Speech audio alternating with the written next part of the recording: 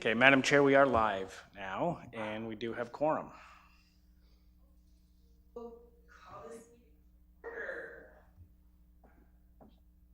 Welcome. Can you flip back to the Zoom? Yep. Thanks. So, call to order. Hello and welcome, everyone. Hi, Jane, and hi, Kathy, participating from home, and anyone else who's joining us remote. Welcome. We're expecting one more member, I believe, to join in at some point. And we've got a couple of new faces in the room, so we'll get to that in a minute. This is the Environmental Advisory Committee meeting of December 10th, 2024, and I'm Kate McNaughton, who's a councillor and the chair of the committee at the moment. And although you never know, it could change. It could change very soon. First things first, let's get the agenda on the floor. Can I get someone to move to confirm the agenda?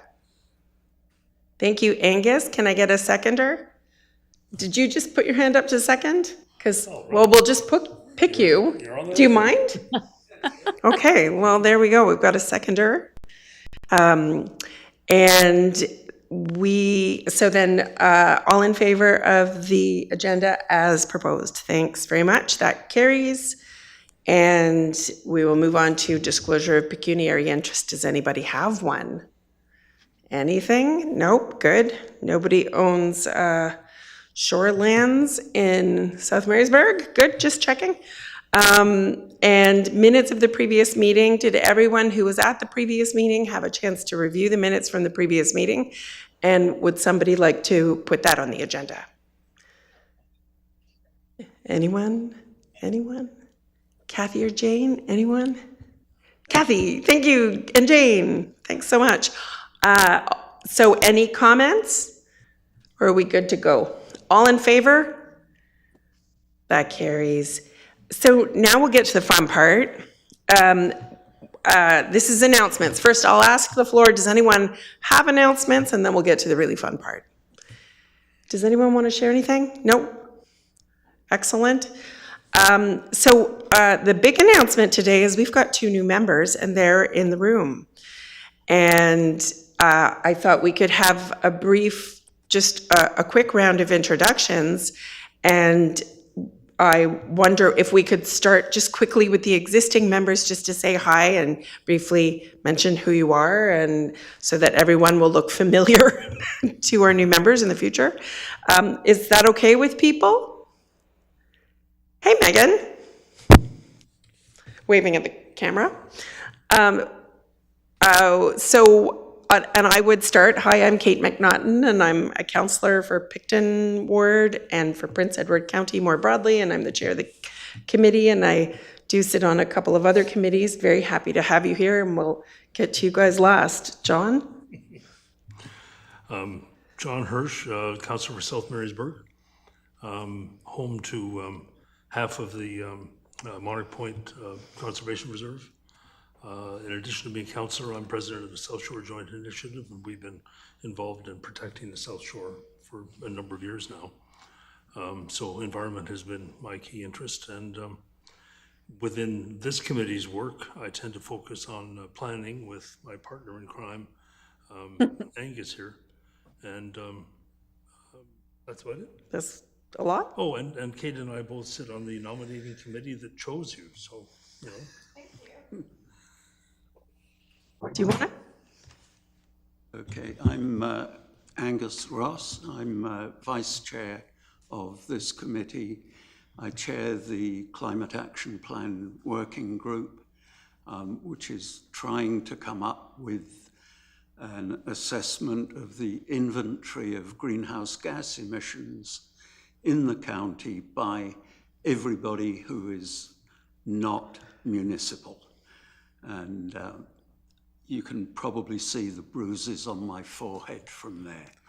I'm also, as John mentioned, a member of the planning working group, where we get to comment on various planning applications.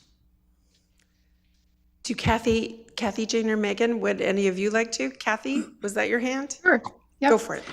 I'm welcome, by the way, to the two new members. I'm a member of this group as well as two committees, the Climate Action Working Group, Action Plan Working Group, and the Communication Working Group. I'm chair of the Westlake Community Association and live in Westlake, and just happy to have two more members on this committee. So welcome. Thanks. Megan or Jane? Sure. My name is Jane Leslie. I'm on this committee as well as the audit committee, and also active on the board of directors for the county foundation. Go for it, Megan. Hi, welcome to the two newcomers. I'm relatively new to this committee as well. But yeah, I'm Megan Murphy. I am the Environmental Services Supervisor with the Mohawks of the Bay of Quinte. So close by neighbor. Happy to be here.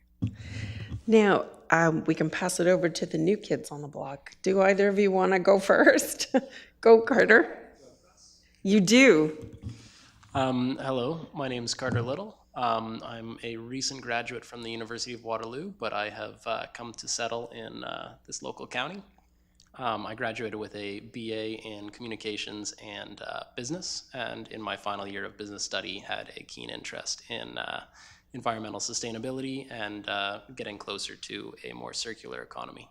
I am sitting in the youth member role, and I am keen to assist how I can and keen to learn. Thank you. That's awesome. Thank you so much and welcome. Can you turn your mic off so that we can only have a couple of mics on at a time? Okay, is mine on? Yeah. Thank you all for the introductions and welcoming us. My name is Mary Warner.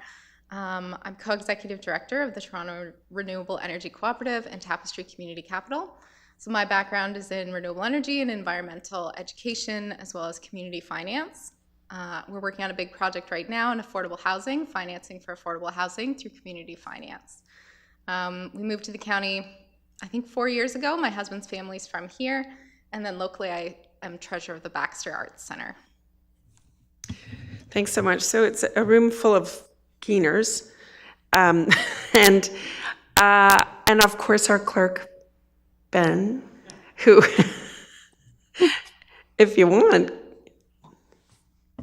I'm Ben Thornton. I'm the Council and Committee Coordinator here, and I'm here to support this committee and a number of other committees. If you ever have any questions about what goes on here, you can always send me an email, and I'll try to help you out. Thank you. And anyone interested, or if either of you need information, any of us would be very happy to spend time with you. If you've got questions about history or questions about procedures that, for procedure, you might want to reach out to Ben anyway, but you can reach out to any one of us as well, or any information about working groups. So so just moving on, I think, are we good to move on from, welcome, Paulina. Ben, it looks like Paulina made a comment. Yes, sorry.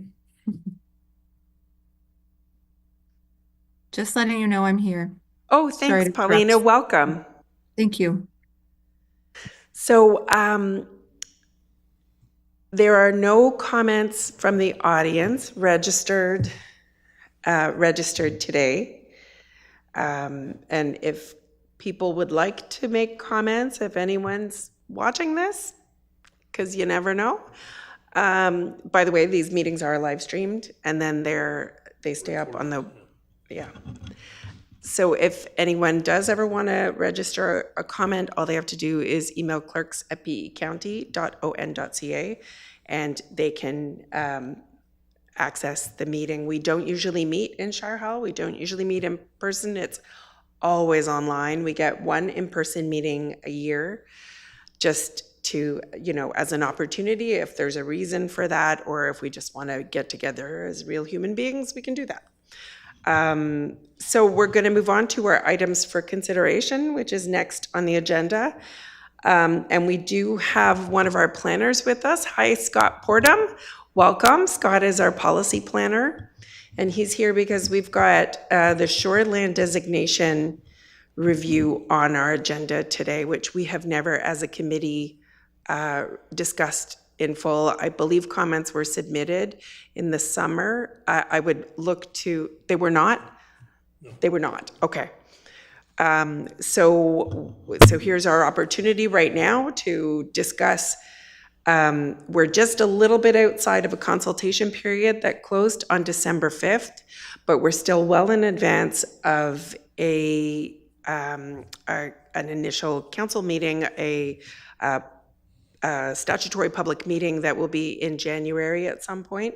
So the committee does have an opportunity now to ask Scott any questions about the shoreline designation review and about, well, anything about that, and also discuss amongst ourselves what is currently proposed as draft on this agenda.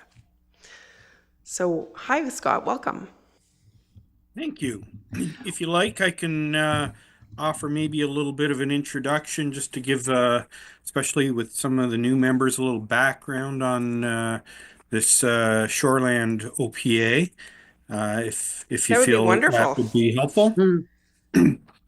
So the county's undertaking a review of the shoreland designation that's used in the county's official plan.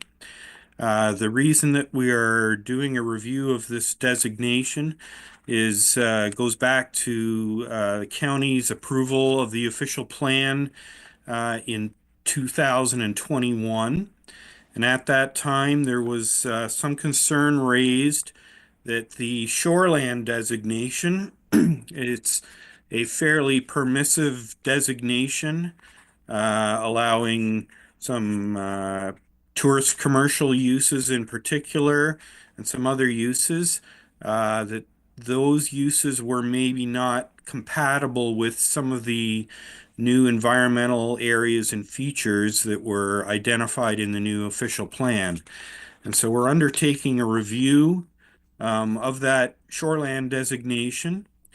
As part of the review, we've decided to basically divide the project into two phases. The first phase being just a mapping exercise, essentially. We've identified any areas where we've got these natural areas and features that are identified on Schedule B of the official plan, and where they overlap with the shoreland designation from Schedule A of the official plan. We're looking at removing the shoreland designation and converting it to either a rural designation or an agricultural designation. So that's a little bit of the background on why we're doing it and what we're doing. I can add too that back in October, we introduced the phase one mapping exercise to the public. We had a public information meeting October 15th at the Wellington Community Center. I think we had about 70 members of the public and including a few of the councillors as well. And since then, we've done a little bit of further review based on some of the comments that we've received. And so we're circulating the draft of this first official plan amendment coming out of the review to committees and government agencies for comment. And if the Environmental Committee has any questions or comments that they'd like to provide, I can certainly answer some comments here. And then if they'd like to provide written comment to the planning department, to myself, we can take those into consideration before we go forward with planning committee meeting in January. is what's scheduled before it goes to council potentially later in January or February.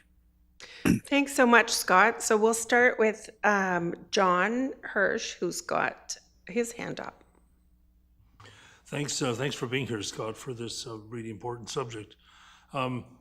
As you mentioned, phase one is this OPA, which is going to remove certain lands from shoreland, and then phase two will look at overall, do we still even want to have a shoreline designation, and what will that discussion be about? But we haven't commented so far. We still have a few more days, actually. But I know that PECFEN and others are going to be commenting soon, because when we read the post on Have Your Say, and I'll just read it. It says that phase one municipally initiated official plan amendment to remove shorelands designation from properties where the shorelands designation overlaps with natural heritage features and areas identified in the official plan. Once we look at the maps in detail, that's not always the case. Some of the properties which are in shoreline designation and which are also in a natural core area, as defined in Schedule B, are still proposed to remain shoreline. So I wonder if you could explain what some of the thinking was behind the maps, because my initial thought for this committee is to respond to you in a very general sense for this December 13th deadline and say that we would expect to see that all properties where that conflict between natural core area or natural heritage features and shoreland overlaps, we would expect them all to be taken out of shoreline. So maybe you could explain the thinking behind some of the specifics on the maps. Yes, through you, Madam Chair.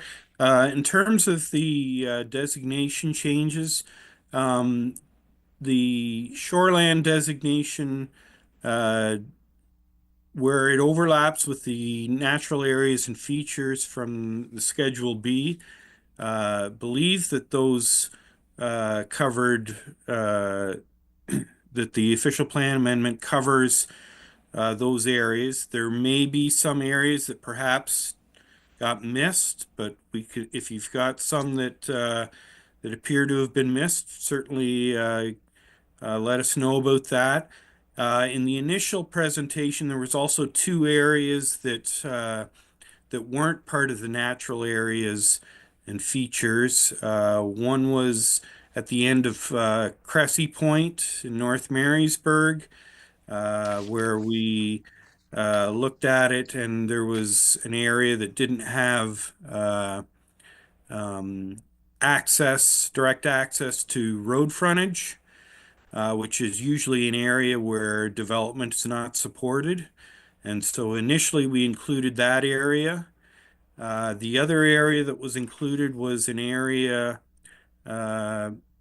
just across the road from the Isaiah Tubbs Resort, which was an old historical golf course proposal and resort proposal that included between 150 and 180 condo units.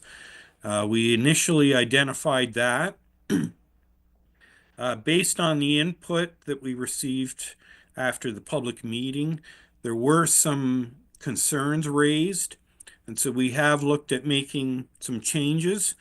Those two areas that I mentioned out at end of Cressy Point and across from Isaiah Tubbs, we've looked at changing that to something that will be reviewed during phase two of the project, because they're not strictly environmental areas or features. And so that's perhaps what you were alluding to, but if there are other areas that you've noticed where there's overlap but haven't been included in the mapping, by all means, let me know and we'll take a look at it. Thank you. I'm glad to hear that you're prepared to maybe have another look at the maps. I'd be happy to compile a list of the properties. One, for example, which is also on our agenda, is the Wesley Acres property, where there's a camp campfire circle development proposed, and it's smack in the middle of natural core area and encompasses some wetland, encompasses an ANSI, and yet it remains on the current maps, which haven't been accepted by council yet. It remains shoreline. So, yeah, I'd be happy to come up with a list, and maybe what we'll do. Typically, what we do, as you probably know, the planning committee, which is Angus and myself, we just send a letter to you folks, and then it copies back to the committee. It doesn't have to go through council because we're smart, and that's all it takes. Yeah. So we'll do that. Just to get you to break down your acronym, ANSI is area. I get it mixed up, so you're going to have to do it. An area of natural scientific interest. Yeah. There we go. So I have been chastised many, many, many times by a person who is in this room and shall remain nameless, figuratively or non-figuratively in this room, for using too many acronyms. So I'm going to share that with everyone else. Let's try to avoid them for public meetings. And I see Jane Leslie is nodding and smiling at me, but I'm not naming her or outing her in any way. However, if it was her, she'd be absolutely correct. So I do try to avoid acronyms, and I will try to encourage that for the whole group. Thank you. Any other further questions or comments? Go ahead, Angus. Okay, thank you, Scott. I notice on the Schedule 2, or Schedule 2 if you went to Shul, effectively going from Chuckery Hill out to Rock Cross Road could become just one big commercial area. If a current resident wanted to change their designation from shoreline to agricultural or rural to protect their bit of property for the future, could they do that? Take it away, Scott. Yes, through you, Chair. In response, certainly any property owner can make an application to change a designation. But certainly, we've got an opportunity here through probably more so through phase 2 of the project, where if individual property owners want to request that their designation be changed, they could certainly provide that to me, and we can take a look at that. Okay, thank you. Okay, further questions or comments? Kathy and Jane and Paulina and Megan, you guys just pipe into the conversation if I can't see you, or if I miss a hand being up. Okay, I see no hands, so I do. Chair goes last. So I have a couple of questions that go back quite a bit, actually, and talk about sort of the beginnings of what this review is supposed to be. So as I see on the website, it's defined as removing natural core areas or conflicts between uses, natural core areas, and the shorelands designation. But as I understood it, we were reviewing before we would even get to that, it wasn't necessarily just locked into natural core areas, but was mostly about its existence as a designation and its usefulness as a designation at all, which has come up. So why are we looking at? I'm just wondering why we're going in this order and why we're not sort of looking at it from an existential point first. Is that? Yeah, in response, Madam Chair, that was an approach that was something we discussed as a department and looked at how best we could do that. We knew that we could look at the natural areas and features with the overlap fairly easily. Got I it. thought we could do that initially, and then the rest of the review, which is going to involve a little more of an analysis reliance in that part of the project. It's going to take a little more time. That could be done second. But you are right in that yes, it'll be more wholesome review. And certainly whether or not we need the designation at all, or if we do, does the areas that are designated shoreland, do they need to be scaled back? And also a policy review. Do the development policies in the official plan need to be amended if we're going to keep the designation at all? So. Okay, and then specifically is the areas that you mentioned that were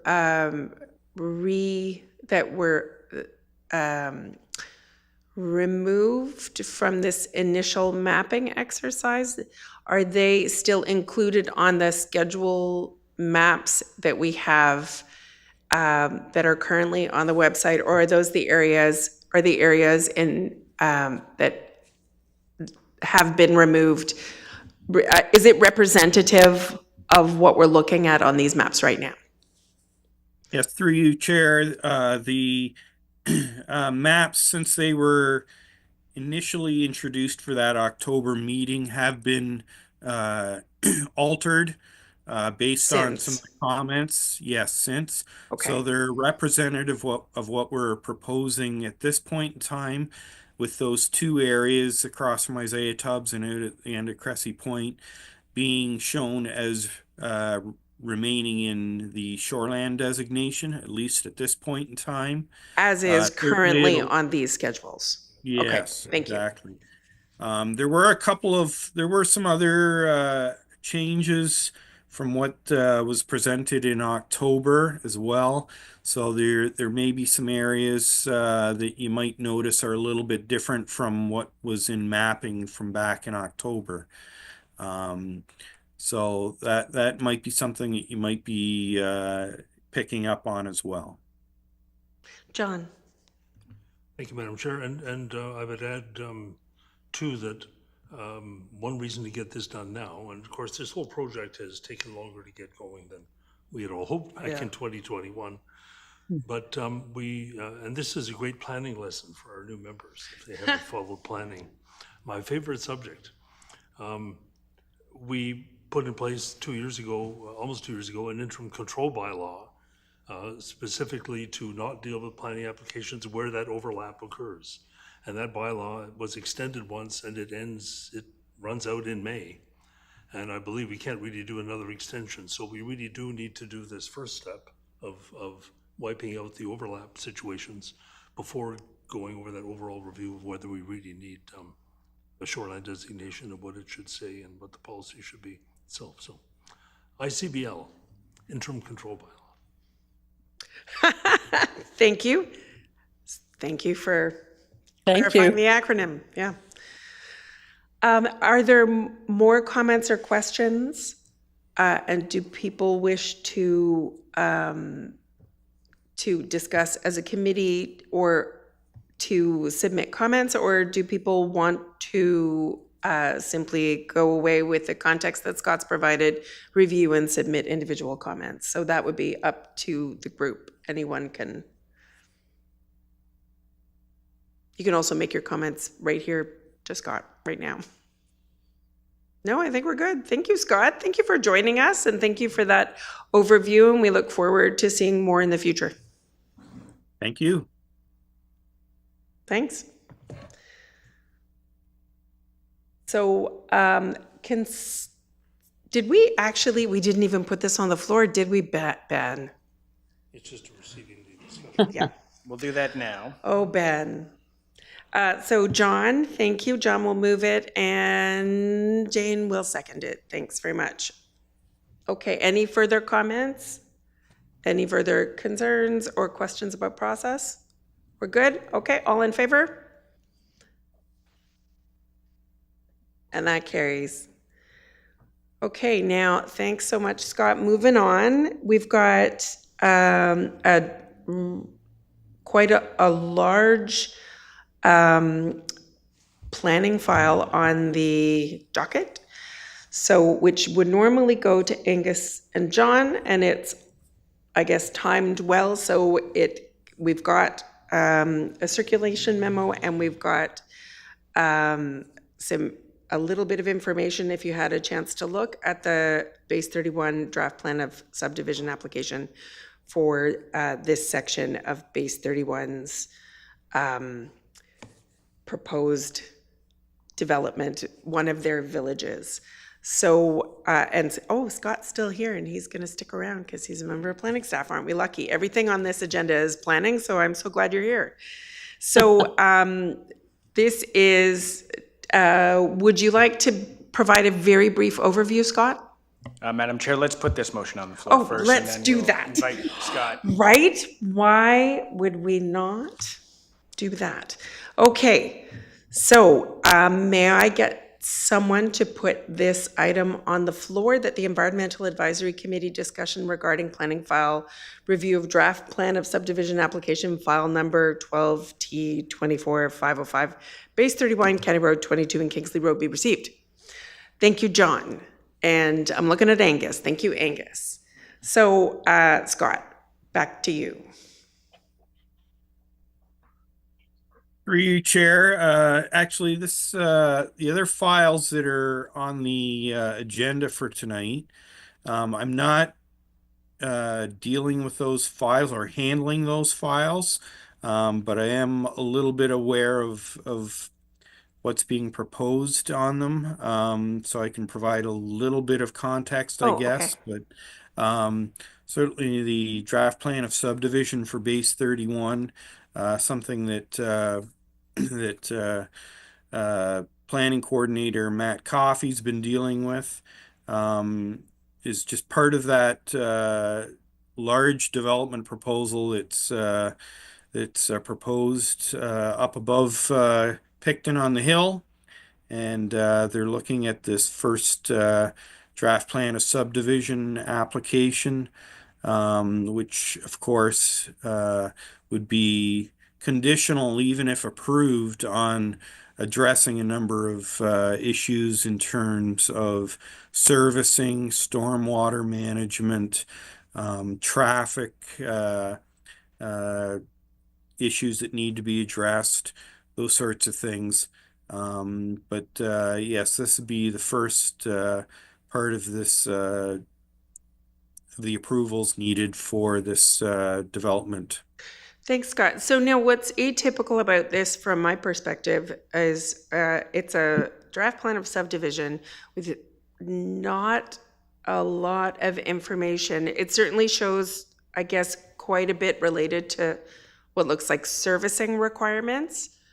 But typically, and I don't think this is necessarily required for a draft plan of subdivision, but typically we've seen proposed roadways on draft plans of subdivision. Is there, I mean, I would assume that's coming at the site plan phase, but is there a reason that it wouldn't have been included at this time? I would presume they know where those roadways are planned. Through you, Chair, I believe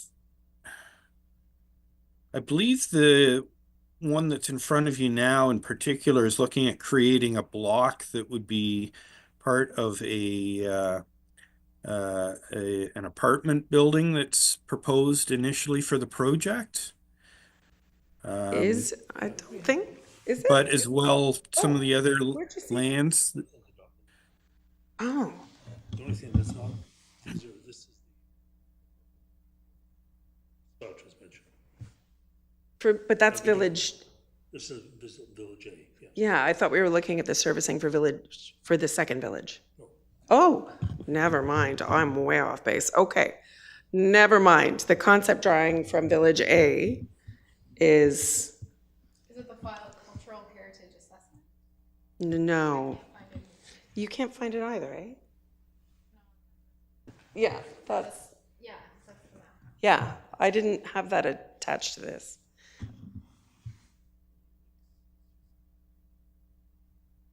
Or agenda, if you.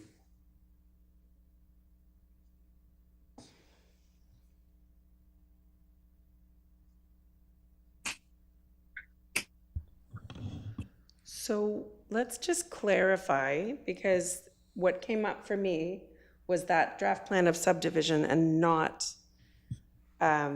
but I wasn't looking at the overarching letter which took us to the overall base 31 plan. Is this supposed to be the Village A? Scott, do you know offhand if we're looking at, if this particular block plan, base 31 block draft plan 13T 24505, if that relates to Village A specifically? I'm not sure if you, Madam Chair, if you're looking at the correct file. The draft plan of subdivision that you're looking at should be the block plan, which is file 13T 24-505. I believe the subdivision plan is file 504. Yes, okay, so 505 is the actual drawings for 505. Is there a concept drawing that includes the individual road network? Okay, so now we're all on the same page. Yeah, Join I us. believe it's just the There block was. plan. Well, that was the general overall letter for everything at base 31. Okay, so I think we're all on the same page now. Thanks very much, Scott. Again, typically when we've seen, I don't think it's mandatory. Can you clarify? When we see so this is a block draft plan. Can you talk about the difference between that and a draft plan of subdivision? Just so that I'm clear for one, and I presume if I'm a little hazy, I think possibly there might be another one or two people in the room who are. Yes, through you, Chair. So generally, I think what you're thinking about is kind of a subdivision application that normally shows the road network laid out with all the individual lots that are all part of a development that would have like single detached homes and maybe townhouses. But in this particular case, you're looking at the block draft plan, which is Just going to sorry to divide the interrupt for a property second. into If anyone's blocks. singing Christmas songs, can you mute your, good, whoever it is, just good job muting. Thanks. Continue, Scott, sorry. Yeah, sorry, that's all right. The block draft plan would divide the property into larger parcels that could then be subdivided further. For instance, it's quite often used when part of a development is going to have, for instance, condo development, and you might have townhouses that would be then further developed or further divided within the block. So that's why you're just seeing the large blocks and not the individual lots that might Okay, occur later. understood. So each block potentially could receive its own draft plan of, would it be a site plan at that stage, or would it also be a plan of subdivision? Depends on what they want to propose. There's certainly different outcomes that could occur. They could request an exemption from site plan control to further divide it into individual lots for like a townhouse development. They could also have smaller parcels that might serve for an apartment building or something of that nature. But yes, these blocks could be further divided through future applications. Okay, thank you. John? Thank you, Madam Chair. So Scott, first time I've seen one of these at this stage, I guess. There's no EIS, there's no Hydro-G, there's none of the, those are the reports, just for the benefit of the new members. Those are the reports that Angus and I usually look at, something with environmental impact. We're not looking at affordable housing and roads so much. But there's nothing there for this. So there's really nothing for us to comment on at this point until there's more detail. Just a little odd.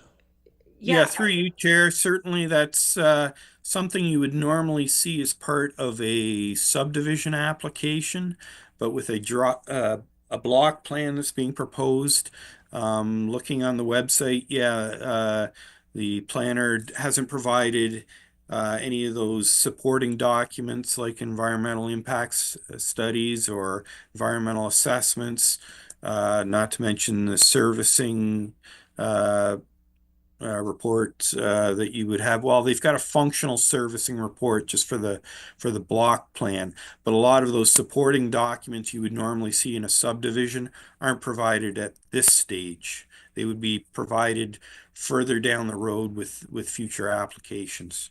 So with the environmental assessment, now this, one of the major blocks, block 1 is adjacent, actually overlaps at existing former airport runways, which are considered other lands owned by the applicant. But block 1, a portion of block 1 is also within the airfield itself. And because airfields are the source of,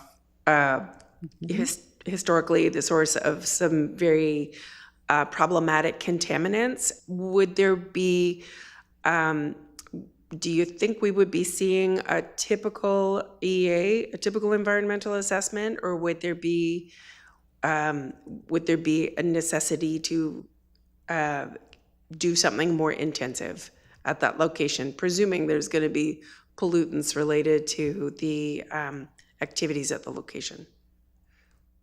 Yes, through you, Chair. Normally with the environmental assessment process, there's different phases depending on what is discovered through each phase. And I do recall hearing that they were working or had conducted work on environmental assessments. Obviously, it wasn't provided as part of this application, but I'm sure that if there were questions in that regard, probably Mr. Coffey would have some additional information on that. Okay. It's just not available at this point in time. Yeah, I do recall that reading something regarding lead levels around the structures themselves because of probably paint issues, and nothing related to the environmental pollutants that are probably at the ground level closer to the airfield. But we can submit questions to Matt regarding the EA process and where they are. Thanks. Yes, Angus. Through you, Madam Chair, when it's residential, you have to meet certain levels. So yes. With an airport having been used there, I would expect an ESA phase 1, 2, and 3 to be done. That would be pretty much an absolute requirement. Mm-hmm. Any further questions or comments regarding anything here?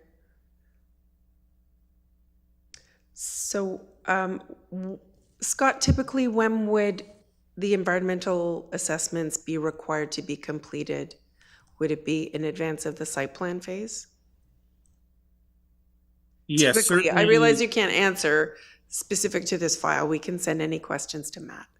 Yes, certainly with a draft plan of subdivision, for instance, that might be submitted subsequent to this, it would be a requirement as a draft plan condition, and then they wouldn't receive final approval on the subdivision until that's been all addressed.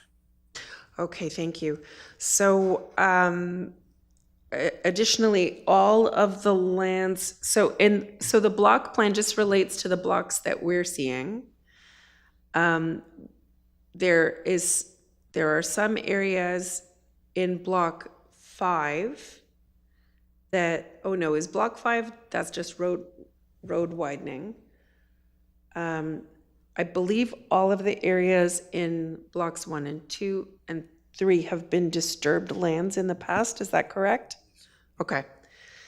So regarding this, so there's probably not a lot of environmental impacts to be understood in those areas. Typically, would we see an EIS prior? I mean, we've seen EISs come before draft plans and after, before site plans. I think there's a bit of discretion on the part of the planners. Is that correct, Scott? Again, just speaking generally. Yes, generally, it's something that can be handled further down the line through subsequent applications. Again, Mr. Coffey could probably provide a little more detail on that. Okay, thank you. Any further comments or questions? Shall we call the vote? All in favor? Okay, that carries. Thanks so much. Again, Scott, thanks. You're out of your comfort zone, and we appreciate you, being available for the conversation and You're welcome. piping up. Just before we move away from base 31, they might at some point, as they're doing all the digging there, find the V2 rocket that was brought back from Germany at the end of the war. Yeah, I mean, if they wanted to be very ambitious and plant it there to grow roots, that would be astonishing. But, you can always dream, Angus. That's amazing. Moving on to planning file review zoning bylaw amendment, Wesley Acres, file number Z924. I'm going to ask John to put this on the floor, and I think he will want to put this on the floor. And it was the request of the planning group that we have another look at this file. And so I suspect Angus might want to second it. Okay, so that was an easy sell. Moved by John and Angus. Let's get it on the floor. Thanks, John. Take it away. Yes. Thank you, Madam Chair. Well, this is a little unusual because normally on these planning applications, Angus and I get together, put our comments together, and we submit them to planning, and that's been an effective process. In this case, we did that, and I'm glad that, Ben, I'm glad that they were reproduced here, the original submission, which was primarily incorporating some tremendous work done by the Prince Edward County field naturalists. You've got me spelling things out now instead of saying. Thank you. Yes, I appreciate it. The field naturalists did some terrific work, and the major point that we made as the EAC planning committee or planning working group, and the PECFEN made, is that this project is completely within a natural core area. And shouldn't be suitable for this development. So we made all those comments, and to Mr. Coffey's great credit, he published a matrix of questions and answers. So all the people and groups who commented, they provided responses. And we found that the responses in respect of our environmental concerns were really not very good. In fact, the proponent's planner and that fellow who did their EIS clearly still don't understand what a natural core area is, which is all laid out in our official plan. And so they didn't really answer the questions properly. So that's our number one point in the revised submission that we're suggesting. The second point is that they also fell for the old tactic of saying, oh, well, an automatic 30-meter setback from a wetland is fine, without justifying why. And the law requires that there be a 120-meter setback for development from a provincially significant wetland, which this is, unless it can be demonstrated professionally that there will be no ecological impact, and they have not demonstrated that. So we propose to get the committee to endorse that we go back to planning with this revised submission that is attached here. Essentially challenging the proponent to prove why why the 120 meters shouldn't be maintained. The project couldn't exist if it had to respect the 120 meters. There wouldn't be room. And why the natural core area concept was not taken into consideration. So we're just really seeking the committee's blessing that we can put that forward. It's a bit of a touchy issue, I suspect, because they're at a very advanced stage of planning on this project. They spent a ton on various consultants for all the different things that have to be examined, and to have this come up kind of towards the end is going to be a bit painful. But from an environmental standpoint, we feel we have no choice. Yes. So ideally, you would like to resubmit to the planners and get rationale, to understand the rationale and to understand its validity, and to ensure that it's meeting the goals that of all of the policies that are, that we should be following, including the control bylaw, the interim control bylaw. Thank you, yes. And in fact, we haven't even really addressed the control bylaw, which should apply here. It should apply. Anyway. Yes. But they seem to be anxious to proceed with this.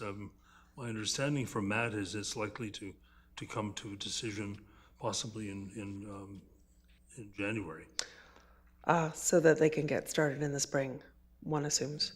So this is a tough one, but I mean, it's, and just for the whole committee's benefit, the natural core areas on Schedule B, they make up about a third of the county. A third of the landmass is actually natural core area.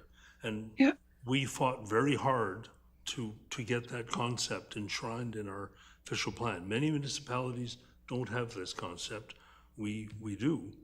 I got to thank Crystal Lanstra, formerly of the planning department, for working with the field naturalists and SSJI to get this all mapped out. So this application is going to be a test, because if it's approved, then that says, well, what does a natural core area actually mean? If those protections aren't there, then why did we bother? So I think it's important, and that's why I've gone to some length in this revised submission to try to address those issues, and we'll see how that's received. Comments and questions from other members of the committee? None? Well, that was easy. Yeah. I'll just make a quick comment. There was another document I reviewed that had an analysis of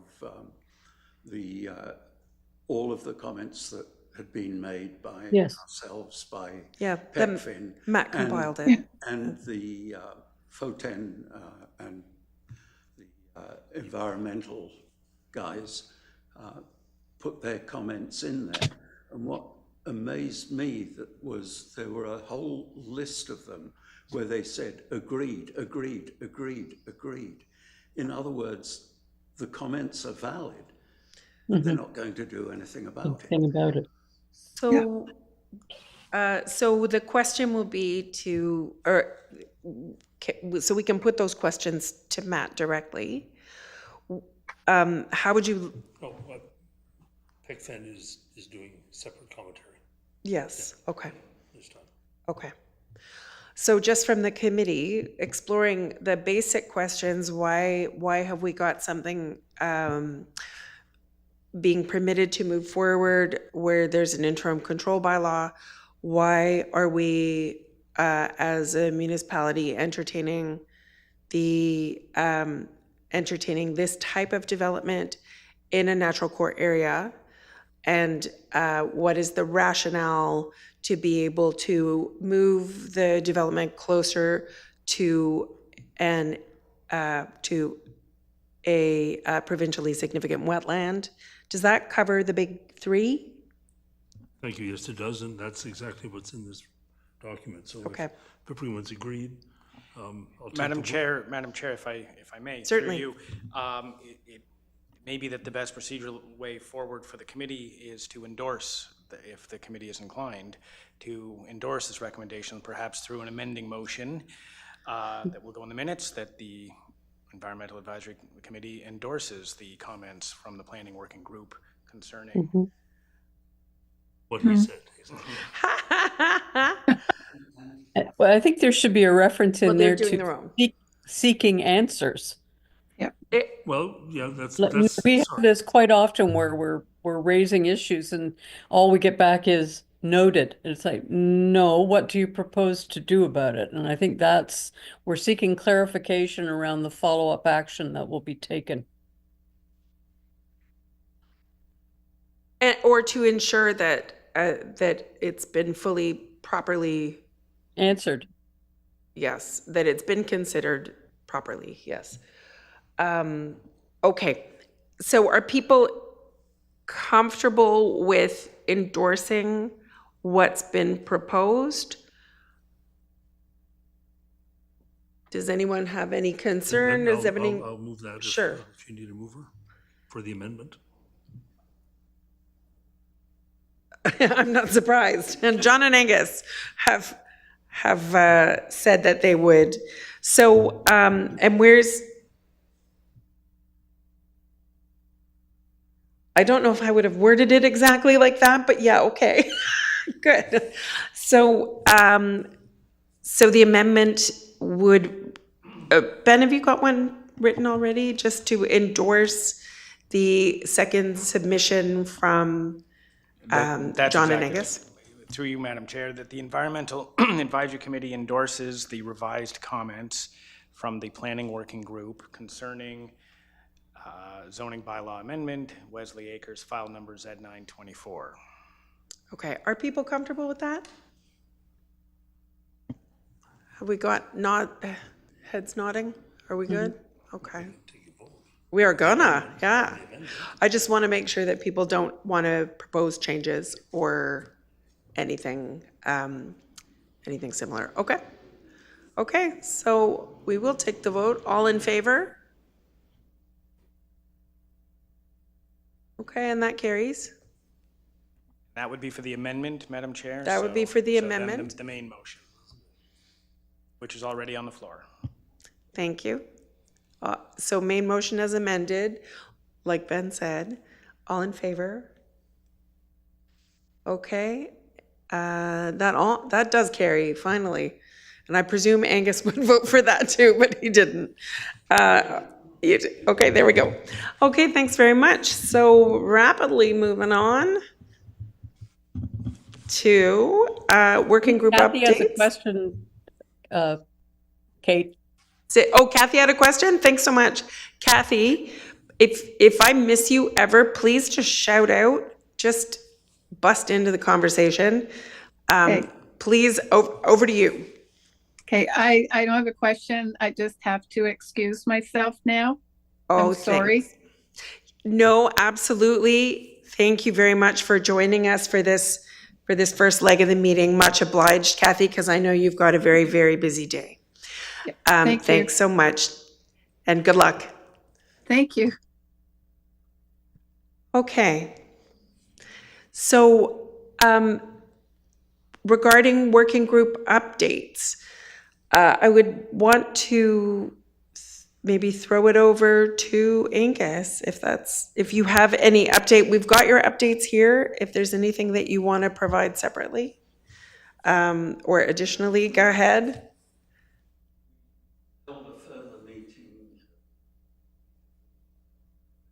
Do you have a mic on? Yeah, I can't quite hear you, Angus. And can you point Okay. the mic right at yourself? They're very direct, like they Yes, really, Madam Chair, is that better? much better, thank Okay, you. thank you.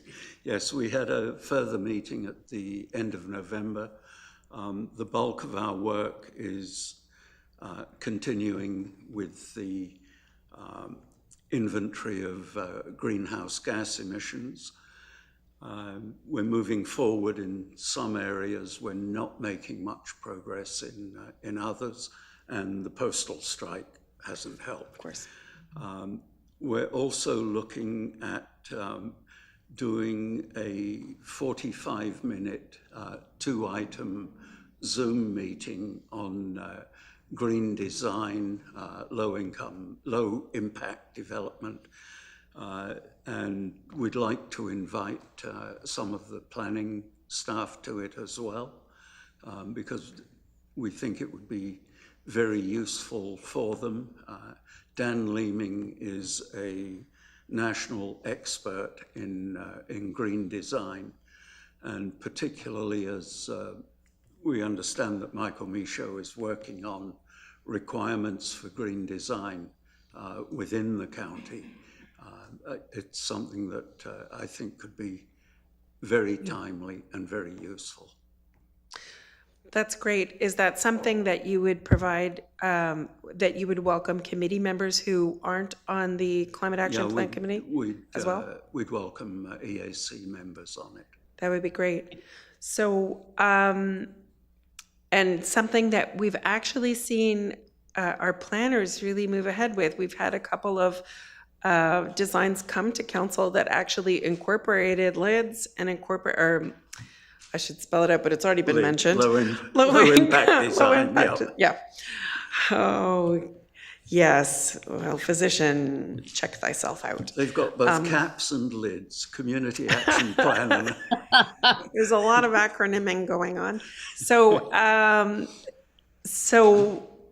we've seen some real amazing progress from our planning staff, so that's great. So it's nice to know that their awareness is growing, and I believe that our staff are really trying to foster some of these principles, which is really great in the planning community. And you know, I would be excited to see that, and Dan is very impressive. So thank you for inviting the committee when that comes up. I don't want to miss it. So is there anything that you said that you've had, that you're making tremendous progress in a number of areas, which is obvious from your minutes and or meeting summaries? Is there anything that you want to push off to another work team? Or is there anything that's not achievable right now? Because you were really plowing through quite a lot of material. And that doesn't have to be a question you answer now. You can think about it as well. I can answer it now. No, we're essentially working through a very small number of areas. We've got transportation, we've got buildings, we've got agriculture, and within those small-ish units, as I mentioned before, we are making progress. Agriculture is now in the hands of the intern from Guelph, and she's working on putting together the numbers. We've got some really good information from the Ontario Ministry of Agriculture, Farming and Rural Activities, OMAFRA. Some really good information from them, and we should be able to put those numbers together. It's much harder we're just working on the community side. Whatever is municipal, that's already been done. We're doing everything done by private business and individuals. On the waste, I've been in contact with a couple of the large waste handlers. They don't weigh this stuff. They don't make any notation of where it comes from. It just goes back. It all gets put in a big bin, and when they reach 20 tons in the bin, off it goes to Michigan. And we're going to have to find an alternative way of calculating the waste GHGs. With the gas, diesel, and propane, we've prepared letters to go out to, or I'm pretty sure Aaron's had letters prepared to go out to the dealers in the county because we don't have their email addresses, and bingo, Canada Post. All right. So we know we're going to be a little bit behind on that, but I'll drive round and drop them off. It's a lot. There aren't. There are only 10 gas stations. No, I mean, it's a lot of work, but yeah. Oh, Yeah, yeah. that, I mean, Yeah. it's not so bad about Yeah, volume. the committee is really working hard. We're getting a lot of good feedback from everybody on it, and it's great. It's good. Anyone have questions for Angus?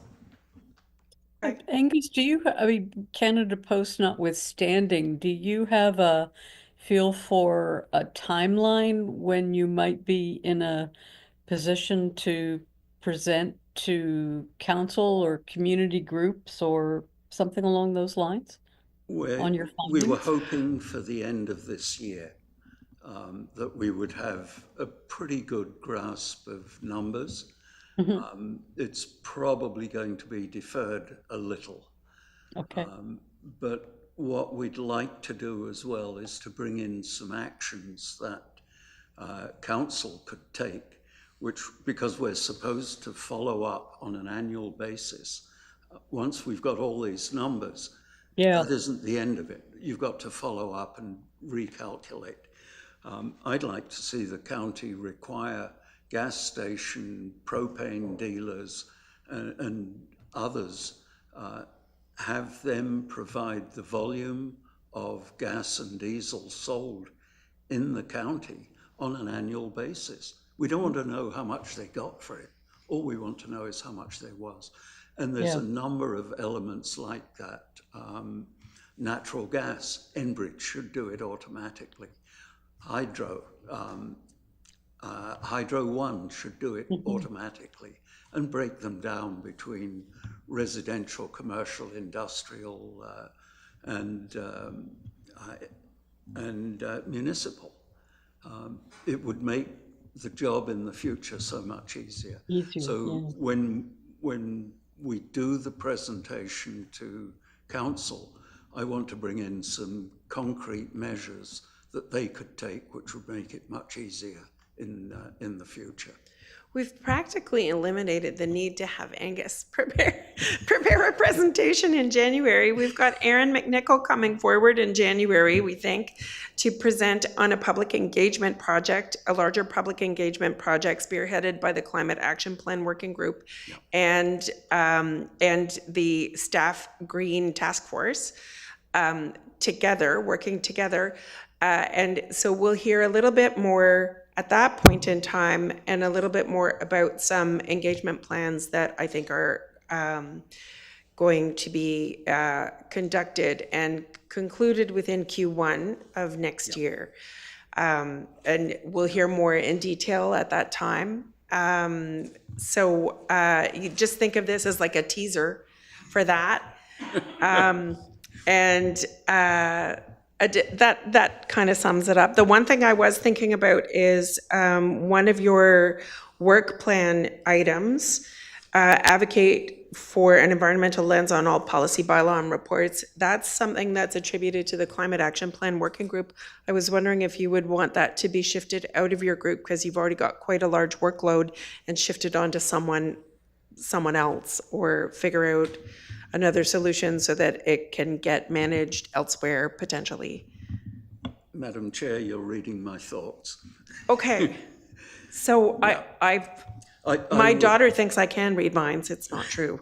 But I would really like it back at the EAC. Great.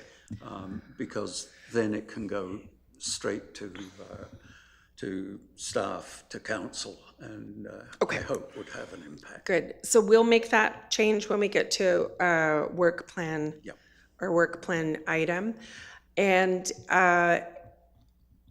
that lets you focus on clearly where there's a lot of drive but also quite a large workload. So has the Natural Cover Group had a chance to meet, or Is there anything to report, Paulina or John? We had a brief meeting a few weeks ago, and I don't have my notes with me, that's terrible. I'm putting you on the spot, don't worry about it. We talked a bit about green design and that kind of work. I introduced them to the East Gwillimbury plan on green design. Just for the benefit of the new members, the Natural Cover Working Group is an outgrowth of the original ad hoc tree policy working group from 2019, which after an awful lot of work, we actually got a policy on tree preservation and management approved by council and have continued that kind of work. Often the group reviews upcoming planning applications, the landscape plans, and criticizes the choice of tree species or lack of trees, ground cover, Placement. and all of that kind of stuff. So it really is the natural cover working group. Of course, the emerald ash borer has kind of worked against our work. Yeah.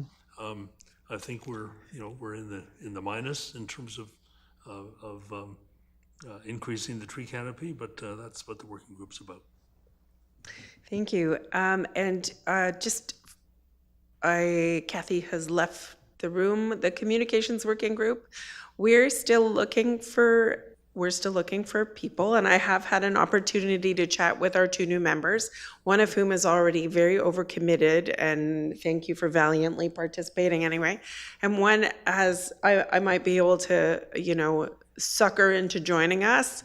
And if there is an opportunity, and if Carter is in agreement, we could add him to that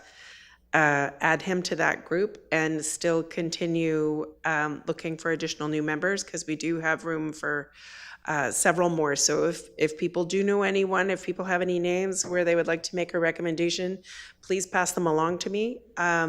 And Kathy, I wish was in the room. We're trying to set up a meeting, but we didn't know if we should postpone it slightly because we've got a couple of people who might not be able to attend, to continue planning for a date in late March, an event date in late March for an initial event. But we also still do need some worker bees who can help us generate content as needed for the website. So share with your friends, share with your neighbors, let people know. And Carter, if I'm putting you on the spot here, I didn't need to kind of turn this into a motion quite yet, but if you'd like to join us for a preliminary initial meeting, we could worry about a motion another time, because working group members have to be approved by council. Do you want to do it that way, or do you just want to plunge it? Okay, we'll do it that way. I think that summarizes everything. Any report to the committee from working groups. So can we have, again, we've gone out of order. Ben, we're slacking. Just a motion to receive, Madam Chair. Yeah. Yes. Mover and a seconder to receive these updates. Oh, Jane, Paulina, can I pick on you to second it just because I haven't so far? Great. So Jane and Paulina, all in favor that the update be received? Great, that carries. Thanks so much. So the Environmental Advisory Committee report to council. Once again, Madam Chair, let's do this. Let's do it right? Okay, so can somebody put this on the floor before we even get started? Anyone? Thank you, Angus. Thank you, Jane. So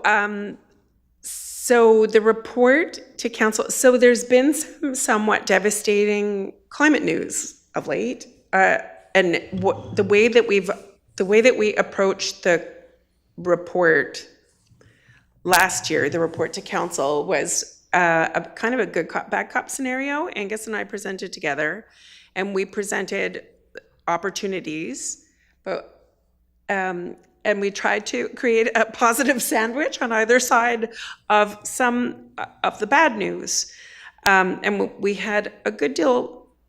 So to keep it hopeful, I would like to proceed with that sort of framework again, which would be to have more than just me presenting to council, to have maybe a team approach. And if Angus is willing, I kind of didn't get his okay at the last meeting, But if Angus is willing, I think that would be a good approach again.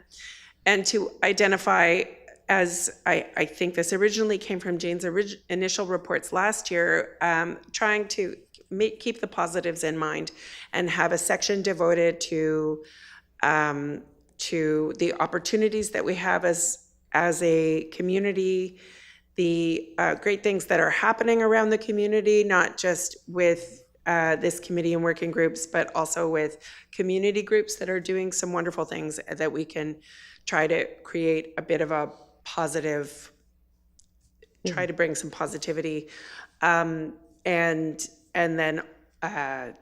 talk about the challenges. So if we can follow that same kind of framework, and if anyone else would like to come and participate as well, I would welcome that. Angus, I don't think Angus would not welcome that, but he could fight me on it. So if anyone does want to participate, please reach out. And anything that you want to submit to go into that, again, I'll remind the group, please submit. I'll try and have a draft copy ready or Angus and I will, are you willing to help write it as well? Yeah. Great. So we'll try to have a draft copy by the January meeting. Is that doable? We are not, but it'll likely be in March. So it does give us a few months. So if that's too tight, Angus, you and I can talk offline, and we can, if we can't get it together in time for the early January meeting, we could certainly, or at least an outline, we could certainly have it done, I would think, for February to receive comments and changes. And that's all I have. Does anyone have anything to add? Cool. Okay. All in favor? Okay, moving right along. So work plan discussion, that the Environmental Advisory Committee discussion on the work plan be received.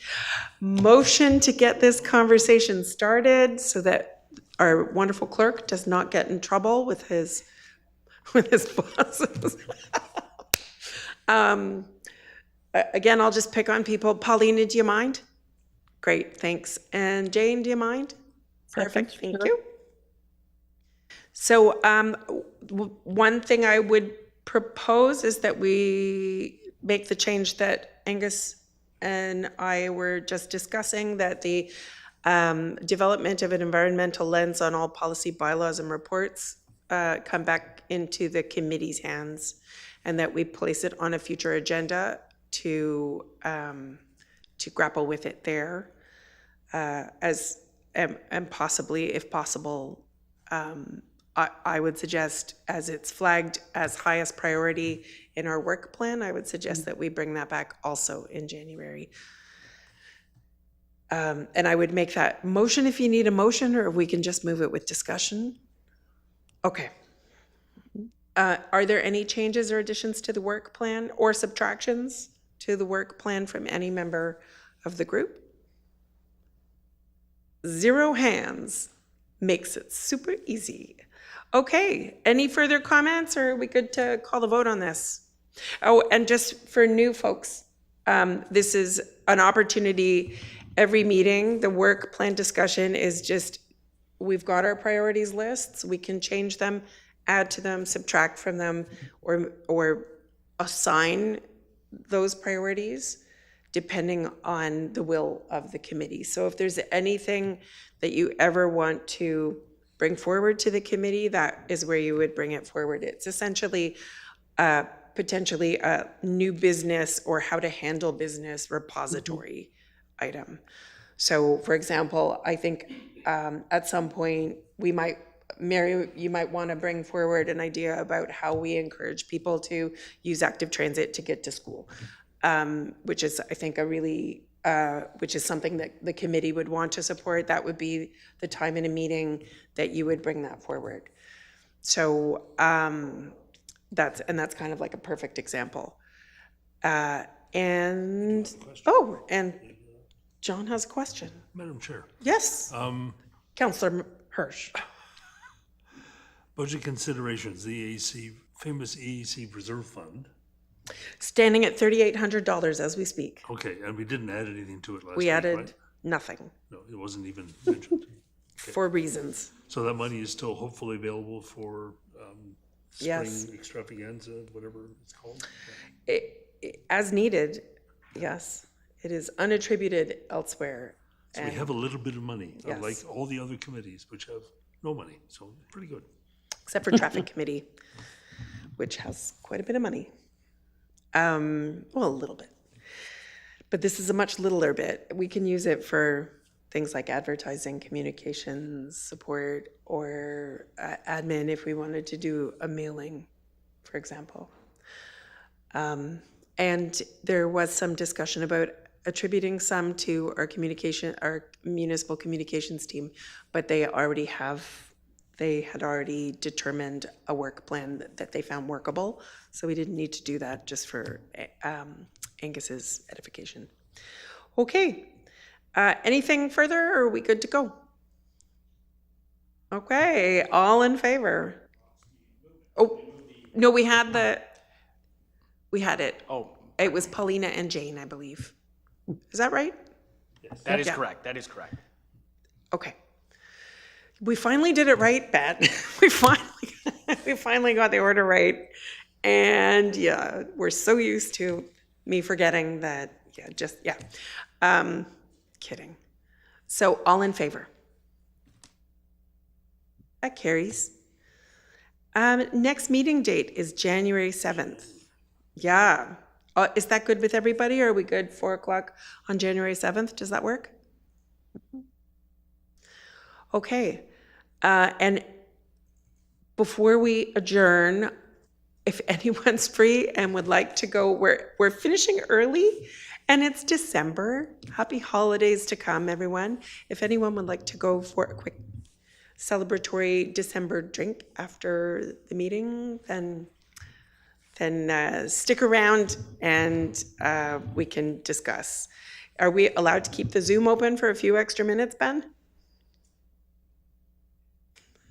For no decision-making discussions, entirely festive.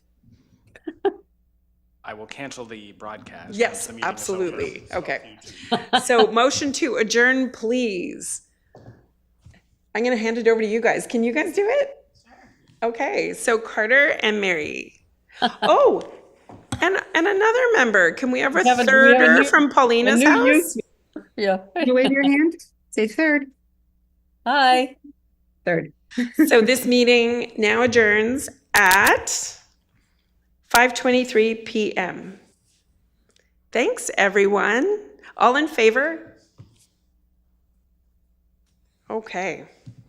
Oh, I see a dog. Everyone just came home. Happy holidays, everyone. Happy holidays, guys. So, whose dog? Was it your dog, Paulina? Yeah, everyone Nice. came home. Yeah. Off he goes. Yeah. So Jane, you said you might walk down and join. Does anyone want to go for a quick? Yeah. And you have to go because you've got a meeting. Yeah, you're good. I could Do you join want you. to I join? was Okay. What's that? I was out of it because of the dentist, so that distracted me from our plans today, so I can come and join you guys. That would be great. Paulina, you taking off? Oh, she's gone. Perfect.